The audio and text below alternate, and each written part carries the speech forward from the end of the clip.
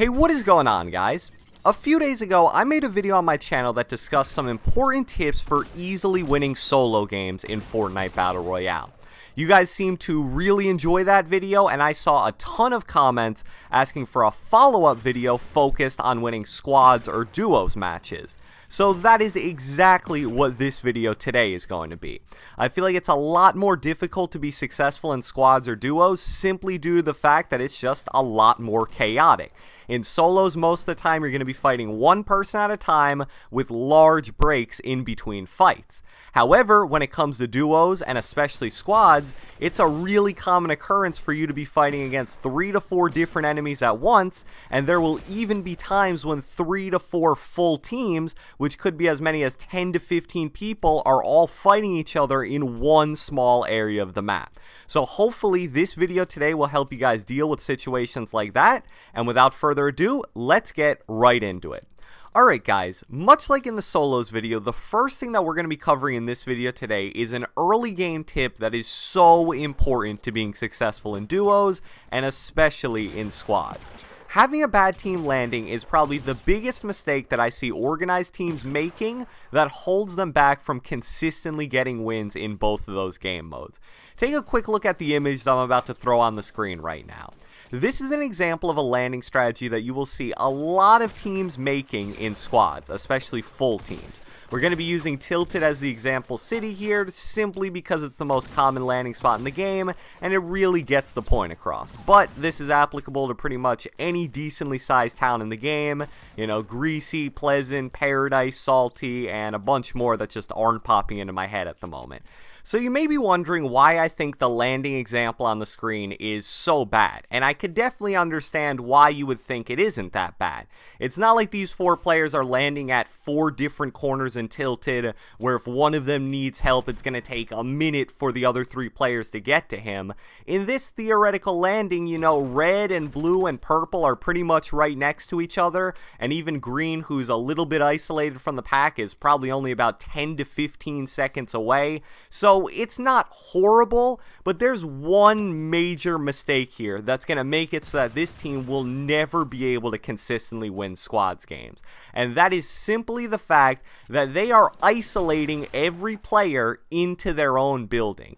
I don't care if red, blue, purple, and green are all borderline pros with 10 KDs each. If another team decides to send 2, 3, or even 4 players, and yes, I have seen teams send their entire 4-man roster to the same building before, it's over for whichever poor soul has to try to deal with that.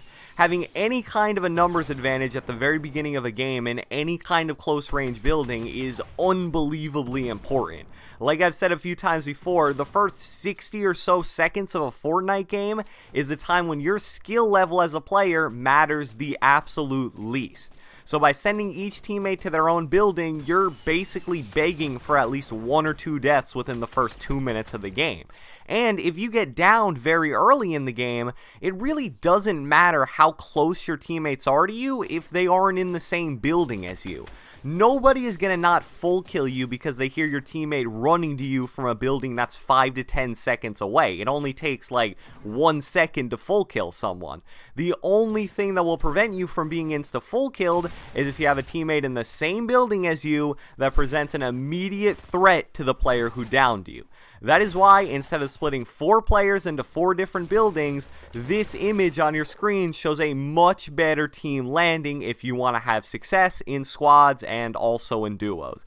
As you can see here, we're basically enacting the buddy system in Tilted Towers. We have all 4 players landing in the same 2 buildings, basically pairing up with each other.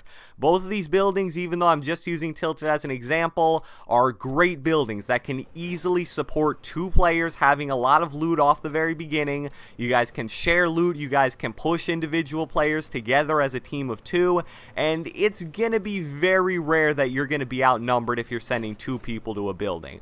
I'm not gonna say it's never gonna happen because, like I said, I have seen full teams of either 3 or 4 players all go to the same building, but this gives you your best chance, and you should be able to consistently win whatever 2 buildings you choose to send players to and avoid those game ruining early game deaths. because unless your team is full of just absolutely insane players, good luck winning a squads game when half your team dies in the first minute of the game.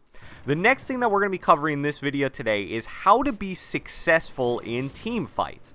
Like I said in the intro of this video, in squads and duos, these team fights can get just unbelievably chaotic.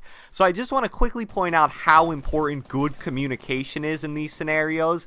I know this isn't possible in all scenarios. Some people like to play squad fill or duo fill, and if you get a teammate without a mic or whatnot, communication is pretty much impossible. But if you can communicate with your teammates, you gotta make sure to take advantage of that by calling out all the important information you can. Where enemies are, where you plan to push from, if you make someone weak. Those are just a few examples of some really important information that can help your team in these chaotic team fights that requires absolutely no actual in-game Fortnite skill. But getting back to the actual gameplay tips, it is extremely important in chaotic squad fights, which involve a lot of building, which at this point in Fortnite is pretty much all of them, to not all be jumbled together in a build battle. What I mean by this is, let's say you see an enemy at the beginning of a team fight start to build up as an attempt to get the also important high ground. It would be a major mistake to just let him get that high ground, but what you also don't want to do is have all 4 players on your team start building their own funky structures right next to each other in an attempt to take back that high ground. Building right next to your teammates usually ends up leading to more harm than good. It's hard enough in a build battle to build in response to whatever your enemy is placing down. It's even harder when you have to also deal with whatever your teammate is placing down on top of that. It is so much more ideal to not only spread out when attempting to build up into the air, but also for all 4 players to build towards different points and different levels of whatever structures have been created by the build fights. This is actually kind of similar to one of my favorite Fortnite tips of all time, and that is attacking in team fights from different angles. That usually refers to shooting from different angles, but in this case it also works when you're talking about building. Here's why it's bad to have all the members of a team build to the exact same area in a team fight. Let's say at the beginning of a fight, you and your 3 teammates all build 5 to 6 levels high in the air to establish high ground. Well, what any decently smart team is going to do when they see that is immediately start either shooting or rocketing down the base of your building. And without anyone on the ground to apply pressure to them, you guys are going to be in a really sticky situation there. That's why it's always smart to keep at least 1 or 2 players on the ground during a squad fight. Those players can work on shooting out enemy structures, killing other enemies trying to shoot out your structures, and chasing/finishing kills on players who drop from high ground in an attempt to turtle and save their life. And at the end of the day, if you control the high ground and the low ground in a fight, it's almost impossible to lose that fight. Also, one last tip for chaotic team fights, it is really easy to revive your teammates in a lot of these situations. With so much chaos going on around you and every single person involved in the fight, if either you or one of your teammates gets downed but can escape their way into like a corner or some dark spot in the middle of a built structure, you should have no problem either getting revived or reviving your teammate. That's also important to consider because if you're on the other side of things and you down someone, unless your life is in immediate danger, it's actually really smart to insta-full kill them. You don't want to let them get away because if they do, you simply are going to have to let them go because you have to deal with every other alive non-knockdown person in the fight. So now moving on to endgame. I think that endgame in duos or squads is in some ways similar to solos, but at the same time can also be very different. One tip that definitely carries over from solos is to try to make the final 2 to 3 teams engage each other so you can third party them. Not much needs to be said here, it's a fairly simple concept. Why would you want to face a full team of 3 and a full team of 4 individually when you could make them fight each other and face the remaining 2 to 3 weakened players instead?